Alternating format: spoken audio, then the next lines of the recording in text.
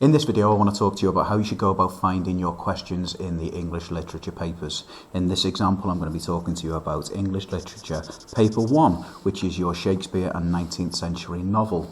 Just to remind you that the two texts that we study in school, we do Romeo and Juliet, and for the 19th century, you do A Christmas Carol. You only do the questions for these texts in this paper.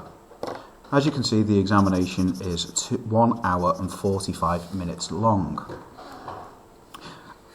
You will have a 16-page answer booklet. You must use black ink, and as it says here, you answer one question from section A and one question from section B. Now, the exam board have been really quite helpful, and you should use their help whenever possible.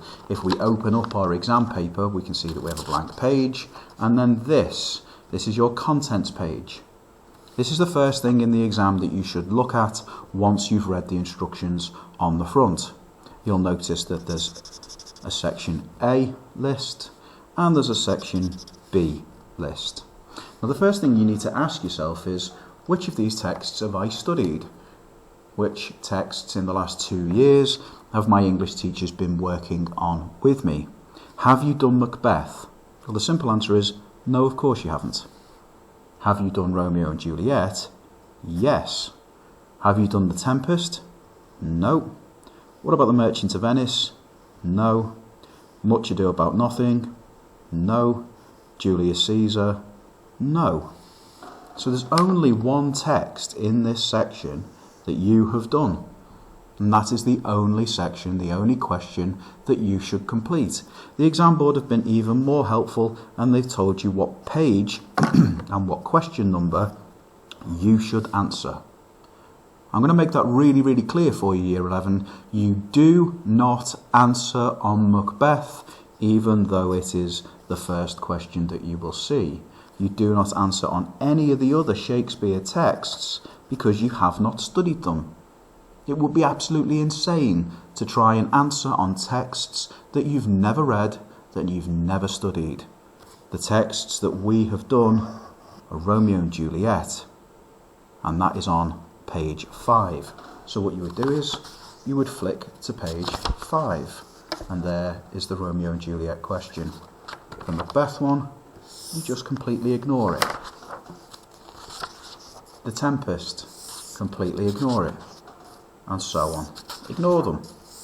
These are simply there because other schools may have chosen to do different texts based on their own students and their staff as well, and what their teachers know and what they can teach to the best of their abilities. In our school, we do Romeo and Juliet, along with about 80% of the country. You just ignore the other questions. The same goes for the second section. You have not studied A Strange Case of Dr. Jekyll and Mr. Hyde. You haven't studied Great Expectations. You haven't studied Jane Eyre. You haven't studied Frankenstein. You haven't studied Pride and Prejudice. And you haven't studied The Sign of 4. You have studied A Christmas Carol by Charles Dickens. And again, the exam board are helping you out because they tell you where that is. So if we turn to page 12, there is our question. And this is the question that you do, and only this one. Any of the other questions, Great Expectations, no. Jane Eyre, no. Frankenstein, no. Pride and Prejudice, no, because it's rubbish.